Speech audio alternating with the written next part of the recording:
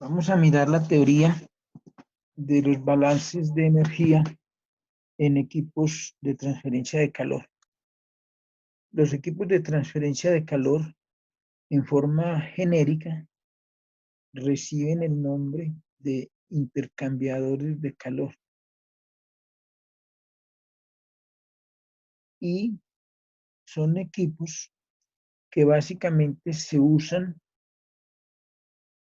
para calentar, enfriar sustancias o lograr cambios de fase en ellas. Estos equipos, para calentar o enfriar una sustancia o lograr el cambio de fase de ella, emplean otra sustancia con la cual se produce el intercambio de calor. Pero pueden recibir nombres especiales. Por ejemplo, calentadores. Los intercambiadores de calor también se pueden llamar calentadores si su función es calentar alguna sustancia o si la función es lograr un cambio de fase, una vaporización. Pueden recibir diversos nombres, como por ejemplo un vaporizador, un rehervidor, un hervidor o incluso una caldera, calderín. Muchos son los nombres que ellos pueden tomar. Un equipo de transferencia de calor, es decir, un intercambiador de calor, lo podemos representar con el siguiente diagrama de flujo. Va a recibir una sustancia que, por ejemplo, se va a calentar o se va a enfriar y va a recibir otra sustancia que es la que calienta o enfría realmente por el intercambio de calor. Si están entrando de esta manera como se dibuja, pues están en contracorriente. Si ambos entran por el mismo extremo,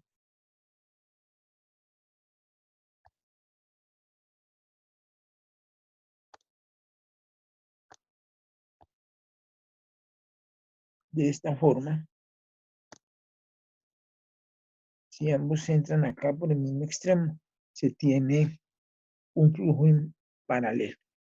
Vamos a representarlo como si fuese un flujo en contracorriente, es decir, entrando los dos por lados diferentes.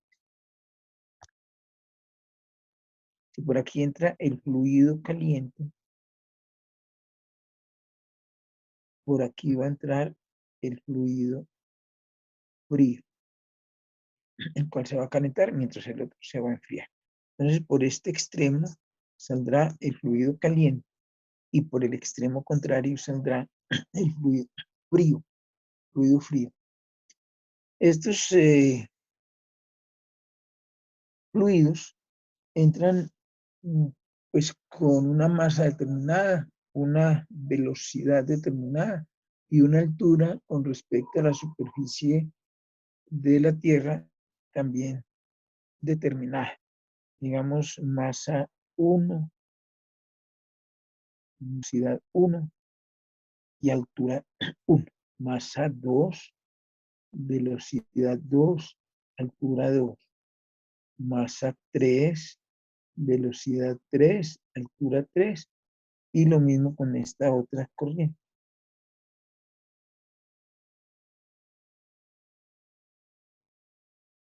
Incluimos la velocidad y la altura porque se necesita tener en cuenta las energías cinéticas y potenciales.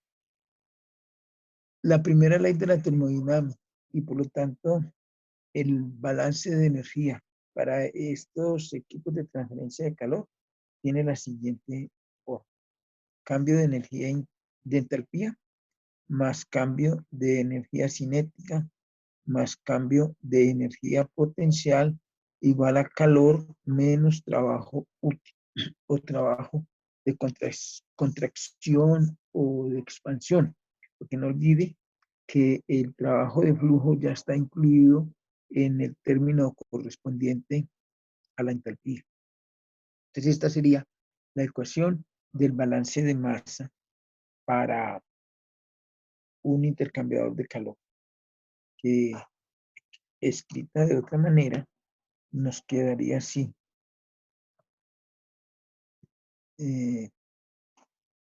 Excúseme porque aquí tendría que ser masa, o mejor dicho,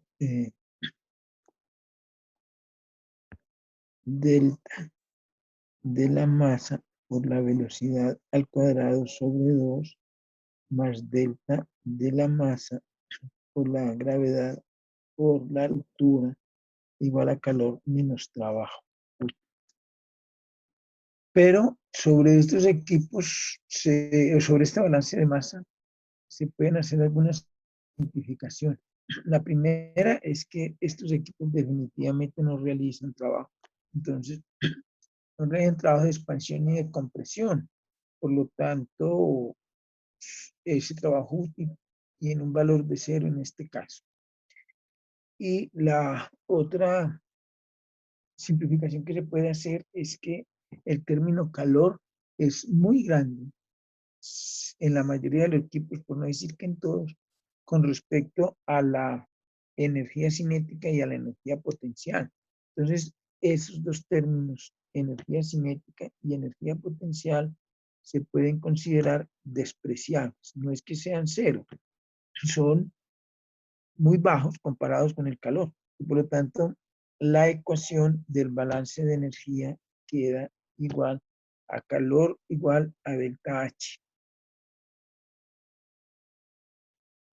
Calor igual a delta H. Es decir, si este proceso sucede a presión constante, como es de esperarse por el delta H, se puede escribir de esta manera. Siempre y cuando no haya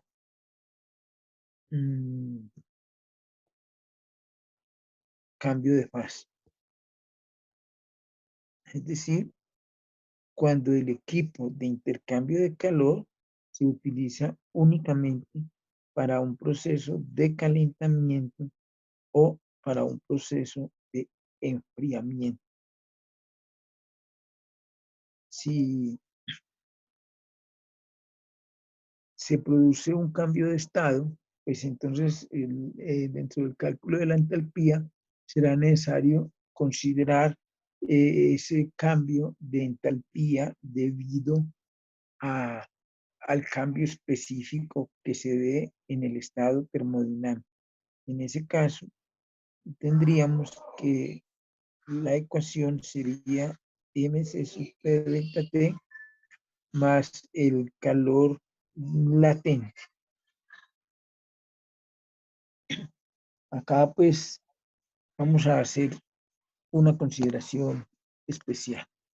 Consideramos en estos casos, en estos balances de energía, consideramos dos tipos de calor, que son el calor sensible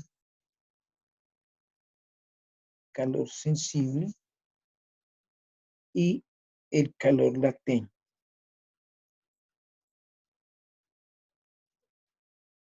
El calor sensible es aquel que implica un cambio de temperatura. Y el calor latente es aquel que implica un cambio de fase.